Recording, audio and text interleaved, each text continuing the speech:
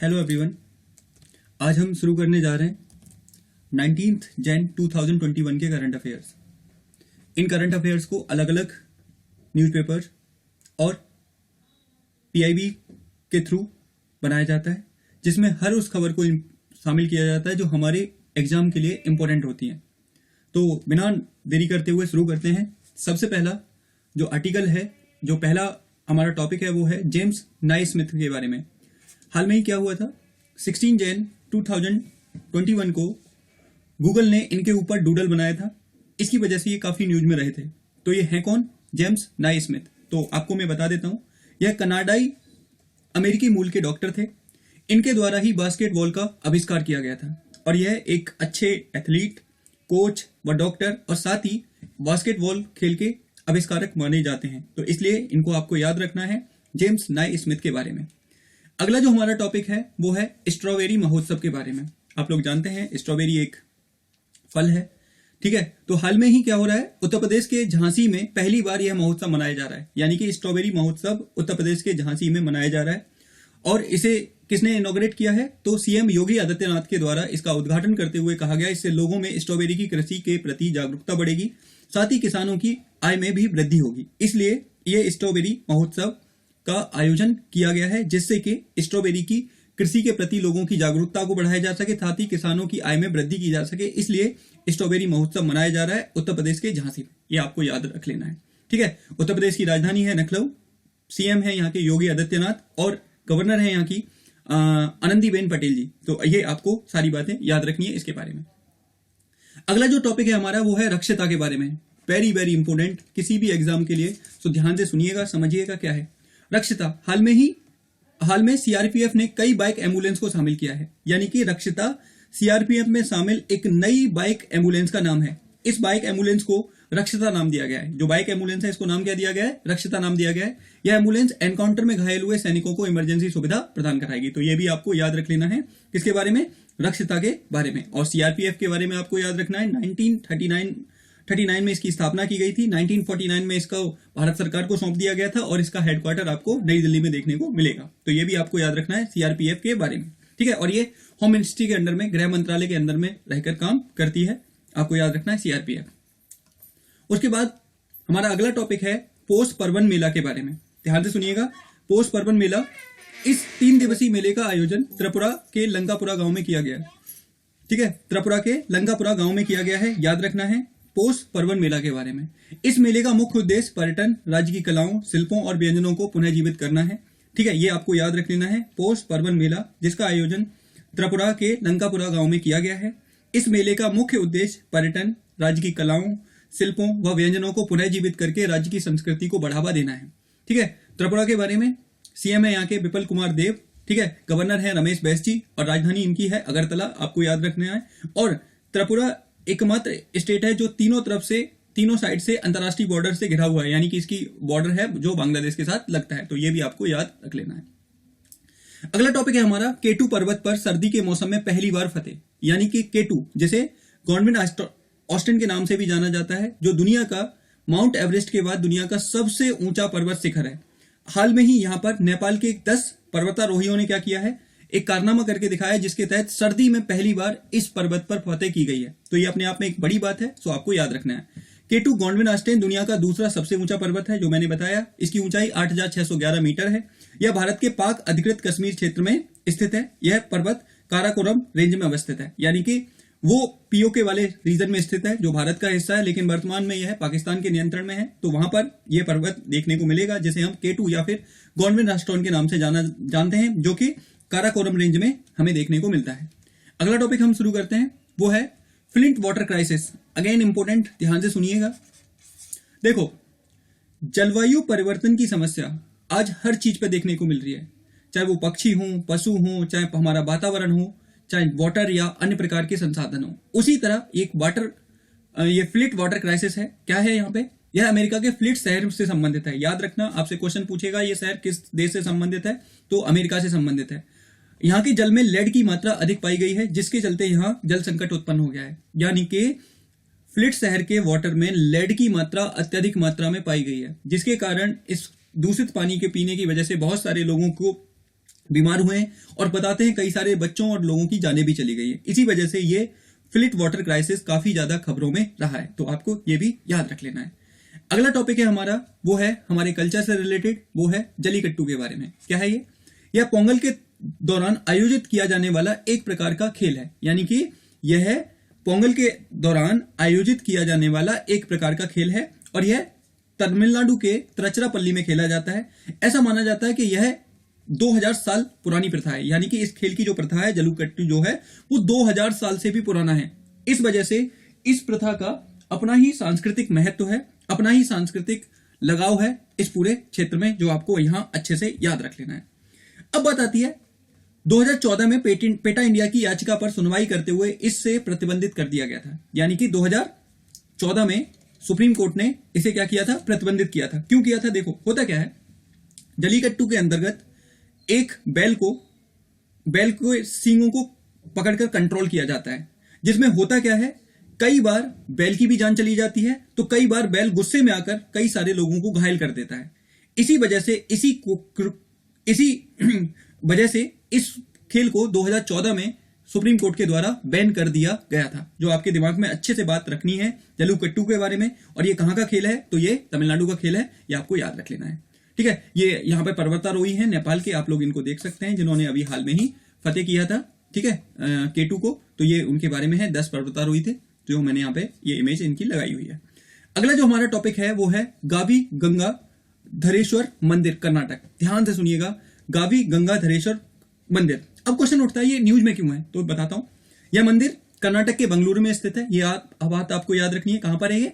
कर्नाटक के बेंगलुरु में स्थित है। तो है क्या, भगवान शिव को समर्पित इस मंदिर में प्रत्येक मकर संक्रांति के अवसर पर सूर्य की किरणें गुफा में स्थित शिवलिंग पर गिरती थी, जिसे सूर्य मंजना कहते हैं।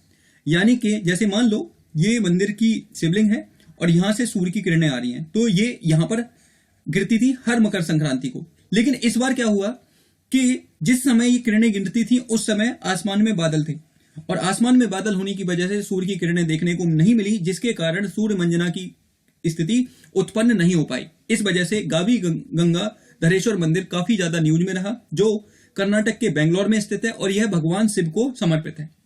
ठीक है, यहां पर देखो, लेकिन इस साल आसमान में बादल घिर जाने के कारण यह संभव नहीं हो सका, जिसके कारण यह खबरों में रहा है।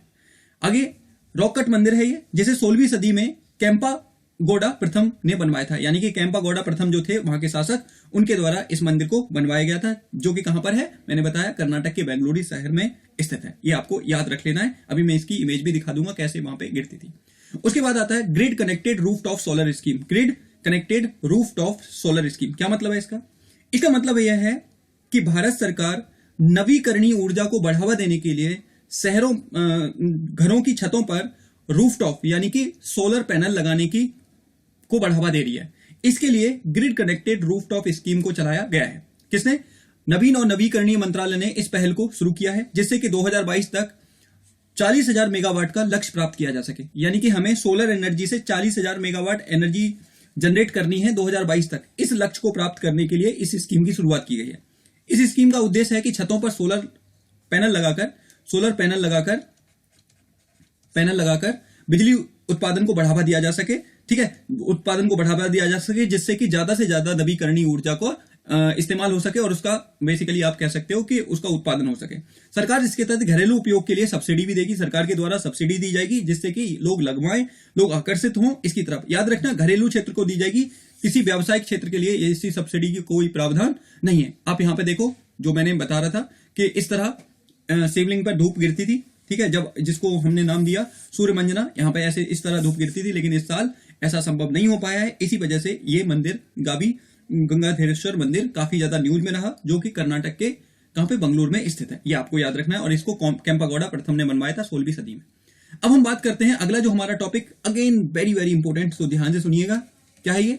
वन स्कूल वन IAS योजना। क्या है? वन स्कूल वन IAS योजना क्या है? केरल सरकार के द्वारा आर्थिक रूप से कमजोर बच्चों के लिए इस योजना को शुरू किया गया है, जिससे कि वह यूपीएससी की तैयारी कर सके। यानी कि यूनियन पब्लिक सर्विस कमीशन के द्वारा जो एग्जाम कंडक्ट किए जाते हैं, जिसमें IAS, IPS, IFS, IRTS ऐसी बहुत सारी पोस्ट हैं, उनके एग्जाम में मदद करने के लिए, उसमें आर्थिक सहायता प्रदान कराने के लिए केरल सरकार के द्वारा वन स्कूल वन आईएएस योजना की शुरुआत की गई है। ठीक है, इसे केरल के गवर्नर आरिफ मोहम्मद खान ने लॉन्च किया गया था। यह भी आपको याद रखना है। यानी कि केरल के गवर्नर कौन है? आरिफ मोहम्मद खान। यहाँ के सीएम है पिनराई विजयन और यहाँ की राजधानी है तिरुवनंतपुरम। ये भी सारी चीजें आपको याद रखनी है इसके बारे में। वन स्कूल वन आईएएस योजना। आगे बात करते हैं। अगला हमारा है बेस्ट गवर्न कंपनी अवार्ड। क्या है? Best govern company award. यानी कि बेस्ट गवर्न कंपनी कौन सी है, उसको यह अवार्ड मिला है। 20वां आईसीएसआई अवार्ड आईटीसी को दिया गया है। यानी कि आईसीएसआई अवार्ड किसको दिया गया है? आईटीसी को दिया गया है, जो कि बहुत सारे प्रोडक्ट बनाती है, आपको पता है। इसके होटल भी हैं, इसके अलावा इनके बहुत सारे प्रोडक्ट आते हैं आईटीसी के, जो आपने देखे भी होंगे। यह कंपनी सेक्रेटरीज ऑफ इंडिया द्वारा यह अवार्ड दिया गया है। यानी कि जो आईसीएसआई है उसको फुल फॉर्म है ये। ठीक है, इसका मुख्यालय नई दिल्ली में है। और आपको पता होगा कुछ लोग सीएस का कोर्स करते हैं, उनको रेगुलेट करने वाली यही संस्था है, जो आपके दिमाग में रहनी चाहिए बात। उसके बाद अगेन इंपोर्टेंट खबर, नॉर्ड स्ट्रीम 2 पाइपलाइन। क्या है? यह यूरोप में स्थित पाइपलाइन है जो रूस से प्रारंभ होकर बाल्टिक सागर से होते हुए जर्मनी तक जाएगी। यानी कि रूस से शुरू होती है और कहां तक जाती है? जर्मनी तक जाती है, बाल्टिक सागर से होते हुए। मैं अभी आपको मैप में भी दिखाऊंगा कि यह है क्या। ठीक है, आपको याद रखना है। प्राकृतिक गैस की इस पाइपलाइन का विरोध यूएसए के द्वारा किया जा रहा है। यानी कि यह प्राकृतिक गैस की पाइपलाइन है जिसमें रूस से प्राकृतिक गैस भेजी जाएगी, जो यूरोप के विभिन्न हिस्सों में होते हुए जर्मनी में पहुंचाई जाएगी। ठीक है, लेकिन अमेरिका के द्वारा इसका विरोध किया जा रहा है और यह कहा जा रहा है कि अगर ये पाइपलाइन बनती है तो हम यूरोप के कई सारे देशों पर प्रतिबंध लगा देंगे। इस वजह से नॉर्ड स्ट्रीम 2 पाइपलाइन काफी ज्यादा न्यूज में रही है। तो आपको अच्छे से इस पाइपलाइन के बारे में याद रखना है। अगला जो हमारा टॉपिक है, प्रथम स्नो सूरन। क्या है ये? प्रथम स्नो सूरन। एक तरीके से आप कह सकते हो बर्फ पर होने वाली दौड़ है ये। शीतकालीन खेलों को बढ़ावा देने के लिए श्रीनगर में इसका आयोजन किया गया है। यानी कि पहली बार है। और कहां पर आयोजन किया गया है? तो श्रीनगर में किया गया है। ठीक है, आपको याद रखना है। स्नोशू फेडरेशन ऑफ इंडिया के द्वारा इसका आयोजन किया गया है। और 2021 में इनका वर्ल्ड कप भी होने वाला है, तो ये भी आपको थोड़ा सा याद रखना है। स्नोशून रन के बारे में कहां पर आयोजन हो रहा है? तो श्रीनगर में आयोजन हो रहा है और ये पहली बार है। और किसके द्वारा? तो स्नोशू फेडरेशन ऑफ इंडिया के द्वारा इसका आयोजन किया जा रहा है। ये आपको याद रखना है। यहां पर आप देख लीजिए, जो मैं आपको पाइपलाइन दिखा रहा था, यहां से ये पाइपलाइन जाती है। ठीक है, ये पाइपलाइन पूरा यहां से कवर होती हुई ये नॉर्ड स्ट्रीम है पूरी। ठीक है, यहां पर ये बाल्टिक ओशन है और फिर ये फाइनली कहां पे पहुंचेगी? फिर ये फाइनली पहुंचेगी यहां तक, जर्मनी तक ये जाएगी। ठीक है, इस वजह से ये काफी ज्यादा न्यूज में है। सो आपको ये याद रख लेना है नॉर्ड स्ट्रीम 2 पाइपलाइन के बारे में, जो कहां से शुरू होती है? जो शुरू होती है रसिया से, यानी कि रूस से, और जाती है जर्मनी तक। लेकिन अमेरिका के द्वारा इसका विरोध किया जा रहा है। आगे अगला टॉपिक है हमारा, कृत्रिम बुद्धिमत्ता को बढ़ावा देने के लिए नास्कॉम का समझौता। कृत्रिम बुद्धिमत्ता, आर्टिफिशियल इंटेलिजेंस को बढ़ावा देने के लिए नास्कॉम ने किसके साथ? तेलंगाना के साथ समझौता किया है, जिससे कि तेलंगाना में इस तकनीक का इस्तेमाल कर कृषि को बढ़ावा दिया जा सके। कृषि के क्षेत्र में इस बुद्धिमत्ता का इस्तेमाल करके कृषि उत्पादन व कृषि को बढ़ावा दिया जा सके, इसलिए यह काम किया गया है। तेलंगाना के द्वारा नास्कॉम के साथ यह समझौता किया गया है। ये आपको याद रख लेना है। ठीक है, नास्कॉम है क्या? तो वो भी मैं बता देता हूं।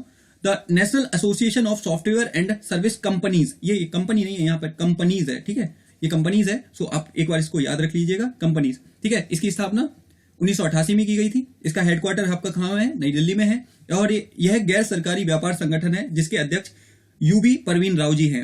अभी हाल में ही यूबी परवीन राव जी हैं। नास्कॉम के बारे में मैं आपको बता रहा था। क्या है ये? स्थापना 1988 में की गई थी, हेडक्वार्टर नई दिल्ली में है।